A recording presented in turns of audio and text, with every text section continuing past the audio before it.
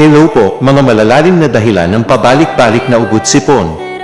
Para manbuelva po uli. Una, ang chronic sinusitis ay isang kondisyon kung saan ang lining ng sinuses ay namamaga sa loob ng higit sa 12 linggo na nagiging sanhi ng pabalik-balik na sipon at pagubo.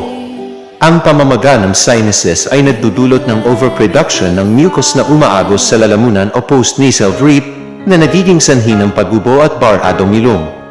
Maaaring dulot ito ng allergies, mga polyp o infections. Pangalawa, ang allergic rhinitis ay sanhi ng overreaction ng immune system sa allergens gaya ng alikabok, pollen, at balahibo ng hayop na nagdudulot ng ugot-sipon. Pangatlo, ang gastroesophageal reflux disease o GERD ay kondisyon kung saan umaakyat ang stomach acid patungo sa lalamunan na nagdudulot ng irritation at ubo.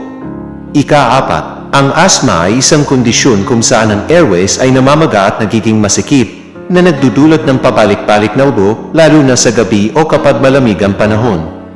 Ang pagubo ay nagiging protective mechanism ng katawan para linisin ang baradong airways. Minsan, ang asthma ay nagpapakita lamang ng paulit-ulit na pagubo o cough variant asthma at hindi palaging sinasamahan ng wheezing.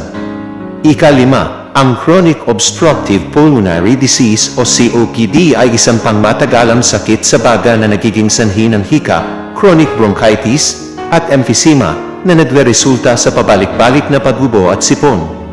Sa mga may COPD, mayroong damage sa airways at sobra-sobrang mucus production na nagiging sanhi ng matinding ubo.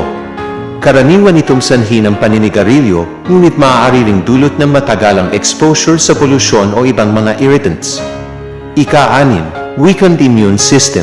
Ang mahinang immune system ay nagiging sanhi ng madalas na pagkakaroon ng impeksyon sa respiratory tract na nagdudulot ng pabalik-balik na ubo at sipon.